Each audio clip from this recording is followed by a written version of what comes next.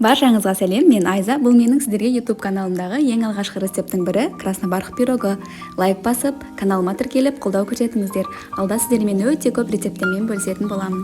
Ең алдымен қамырын дайындап аламыз. Ол үшін бізге қант, жұмыртқа, сары май, айран, ұн, қопсытқыш және краситель керек. Енді айранымыз бен красительді жақсылап араластырамыз. Кез келген тәтті айранды қолдана берсеңіздер болады. Бір шай қасық красительді қосып, жақсылап айранмен араластырып аламыз.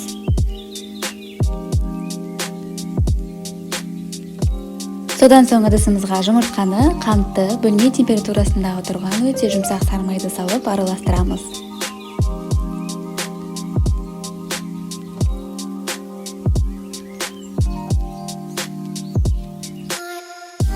Жұмыртқа қант сары майды араластырып болған соң, үстінен жаңағы дайындап қойған айранымыз бен красительді қосамыз. Одан кейін оның үстіне бір шай қасық қопсытқышты салып араластырып, барлығын біріктіреміз. Және миксердің көмегімен араластырамыз жақсылап. Бізде орташа консистенциялы қамыр дайын болды. Және оны 4 бөлікке бірдей етіп бөліп аламыз. Қалауларыңыз бойынша домалақ пішінді, болмаса 4 бұрышты пішінді көш пісірсеңіздер болады. Мен 4 бұрышты көш пісірдім және 15-20 диаметрлі. Спатулдың көмегімен жақсылап тегістеп аламыз.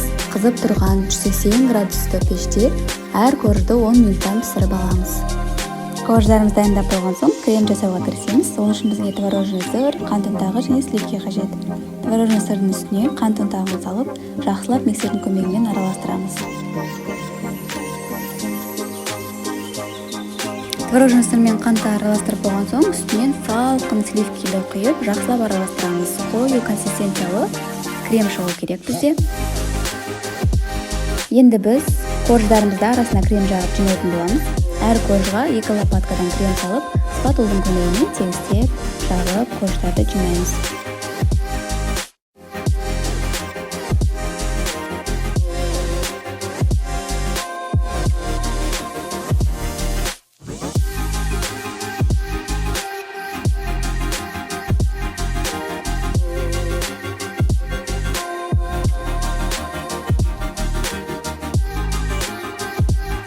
Қорждарды жинап болдық.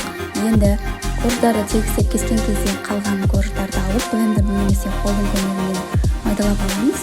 Және де сол ұнтақтарды жақсылап пирожныйға сеуіп шығамыз.